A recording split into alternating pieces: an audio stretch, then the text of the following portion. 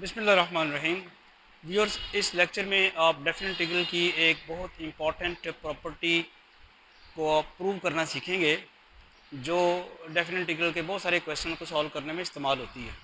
Property ये है कि डेफिनेट इंटीग्रल की पहली तो शर्त यह है कि लोअर लिमिट अगर ज़ीरो है और अपर लिमिट ए है तो फंक्शन के वेरिएबल को जो कि एक्स है अपर लिमिट में से सब्ट्रैक्ट करके उस फंक्शन को इंटीग्रेट किया जाए तो वो फंक्शन की इंटीग्रेशन के बराबर आता है। क्वेश्चन ये है कि ये तो लोअर लिमिट यानी प्रॉपर्टी ये है कि लोअर लिमिट अगर आपके पास इन डेफिनेट इंटीग्रल की ज़ीरो है और अपर लिमिट ए है और आपने इंटीग्रेट करना है F of x d x को, तो इसमें आप देखते हैं कि इसकी जो वेरिएबल है फंक्शन का एक्स है, वो कहता है अपर लिमिट में से वेरिएबल को सब्ट्रैक्ट करके जो फंक्शन का आंसर आता है ना उसको इंटीग्रेट कर दें तो ये बराबर होगा। अब ज़रा इसको सॉल्व करते हैं तो प्रूव करते हैं इसको, या इसको बेसिकली सॉल्यूशन की बजाय इसको इसका प्रूफ लिखना चाहिए इस प्रॉपर्टी का। तो प्रूफ लिखते हैं जी इसका। हाँ जी, इसमें सब्स्टिट्यूशन करनी पड़ेगी। आप ये इंटीग्रल कंसिडर करते हैं 0 to a f of a minus x d x.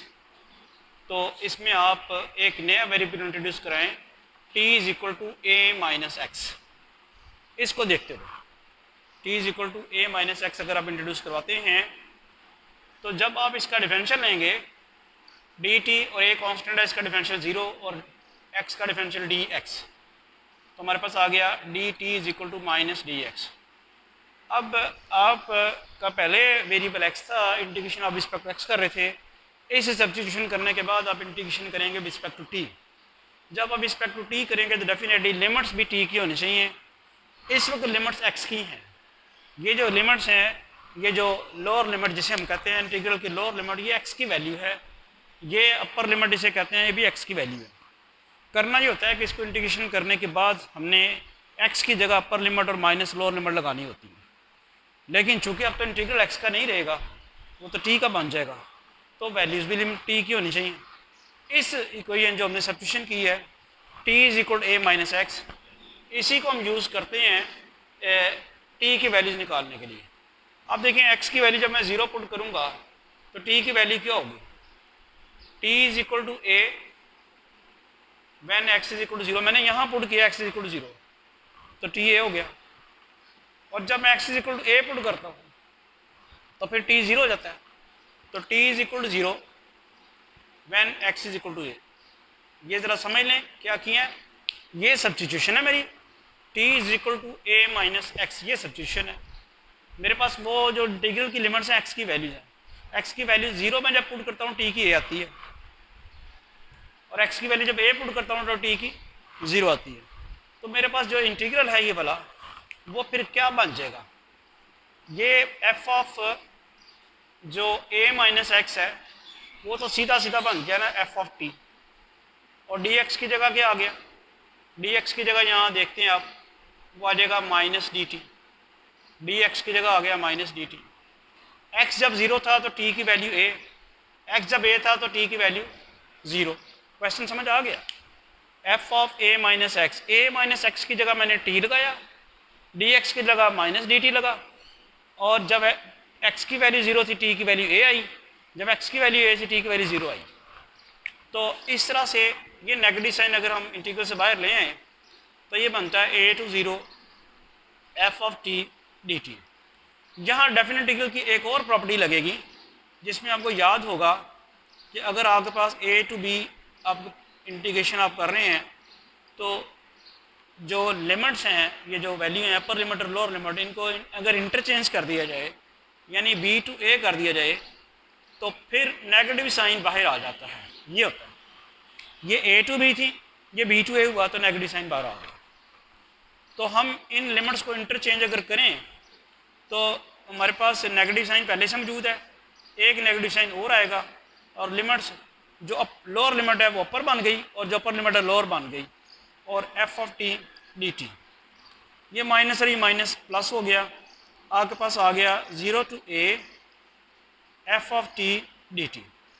अब याद रखें, जैसे मैंने अभी बताया आपको, ये डेफिनेट इंटीग्रल है, इसमें वेरिएबल इंपॉर्टेंट नहीं होगा। अगर आप इसकी इंटीग्रेशन करते हैं with respect to t, upper limit lower limit लगाएं, एक ही आंसर आएगा। रिस्पेक्ट टू एक्स करें, अपर लिमिट लोअर लिमिट लगाएं तो एक ही आंसर आएगा। मिसाल के तौर पे अगर मैं एक्स ले लेता हूँ, फ़र्ज़ करें इसकी इंटीग्रेशन करता हूँ विद रिस्पेक्ट टू एक्स, तो क्या आती है एक्स स्क्वायर बाई 2, और लिमिट लगनी है 0 टू ए।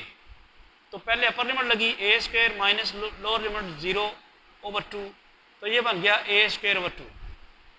इसी तरह अगर मैं एक्स की बजाय टी की इंटीग्रेशन कर दूँ और लिमिट ये ले तो वो टी स्क्वायर बाई 2 आएगी, तो 0 टू ए वो बन जाएगा ए स्क्वायर माइनस 0/2, ये बन जाएगा ए स्क्वायर ओवर 2। तो हमने देखा कि एक्स हो चाहे टी हो कोई फ़र्क नहीं पड़ता। ये डेफिनेट इंटीग्रल की प्रॉपर्टी है, ये ऑलरेडी प्रूव की हुई है। वो क्या प्रॉपर्टी है कि अगर आप a to b f of x की इंटीग्रेशन करें या a to b f of t की इंटीग्रेशन करें, दैट मेक्स नो डिफरेंस। यानी variable of integration definite integral में चेंज हो जाए तो आंसर सेम रहता है। वो आपने सामने देख लिया, दोनों सूरतों में ए स्क्वायर बाई 2 रहा। तो यही काम हम यहाँ आप कर सकते हैं कि वेरिएबल ऑफ इंटीग्रेशन हम चेंज कर देते हैं फ्रॉम टी टू एक्स, ये बन जाएगा F of x d x. और ये जहन में रहे कि ये जो एक्स अब आया है ये मैंने यहाँ से नहीं निकाला, यहाँ से एक्स की वैल्यू तो टी प्लस ही आएगी। ये मैंने जो टी को रिप्लेस किया एक्स से, वो मैंने डेफिनेट इंटीग्रल की इस प्रॉपर्टी से रिप्लेस किया। तो होपफुली ये बड़ी इंपॉर्टेंट प्रॉपर्टी थी डेफिनेट इंटीग्रल की, जो आपको समझ आ गई होगी कि अगर फंक्शन इंटीग्रल की लोअर लिमिट 0 है, ये याद रखें लोअर लिमिट 0 होनी चाहिए। अगर लोअर लिमिट 0 है और अपर लिमिट आपके पास a है, तो फिर आपके पास क्या है कि अगर आप इंटीग्रल की जो इंटीग्रल का जो फंक्शन का जो वेरिएबल है x, अपर लिमिट में से अगर उसको सब्ट्रैक्ट करके भी इंटीग्रेट करेंगे तो आंसर वही आएगा जो आपने फंक्शन को एज इट इज़ इंटीग्रेट करना था। Thank you.